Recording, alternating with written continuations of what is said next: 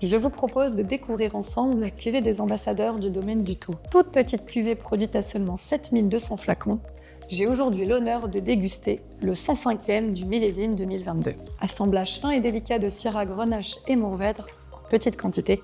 Je vous propose de le découvrir ensemble. On commence par la dégustation évidemment, en prenant connaissance avec sa robe. Prenez le temps d'observer le vin, il a tellement de messages à vous délivrer. Là on observe sa robe rubis, l'intensité de cette robe un petit peu plus soutenue que ce qu'on a déjà pu découvrir sur le domaine du Thau. Mettons le nez dedans. Le premier nez est merveilleux, explosif. On retrouve des notes de fruits noirs, la myrtille, la mûre. Imaginez, vous vous promenez dans une forêt, il fait un peu frais, et là ce sont les arômes de mûres sauvages qui vous sautent au nez. Et bien voilà ce que je viens de découvrir.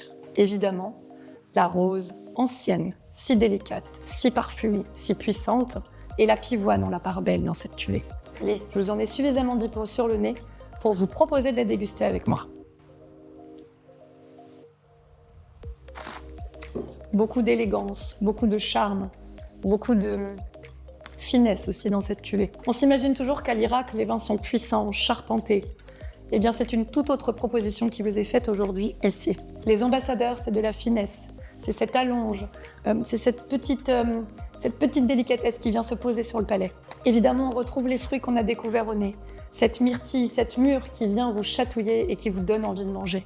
Et puis la réglisse. Moi, c'est ce qui m'a beaucoup marqué sur cette cuvée, c'est la réglisse. Imaginez, retomber en enfance, manger un bâton de réglisse comme autrefois. Vous vous souvenez de ce petit bâton que vous croquiez avec gourmandise ? Eh bien là, c'est l'expérience que je vous propose de faire. Ce côté mentholé et puis cette petite astringence qui nous titillait la langue, là, qu'on aimait tant découvrir, eh bien c'est ça. Les tanins sont fondus et bien en place. Il y en a une belle quantité, mais pour autant, ils ne viennent pas envahir le palais et puis râper comme on l'entend parfois. Un petit conseil de dégustation. Si vous avez le plaisir d'ouvrir cette bouteille auprès de vos amis, pensez à la carafer.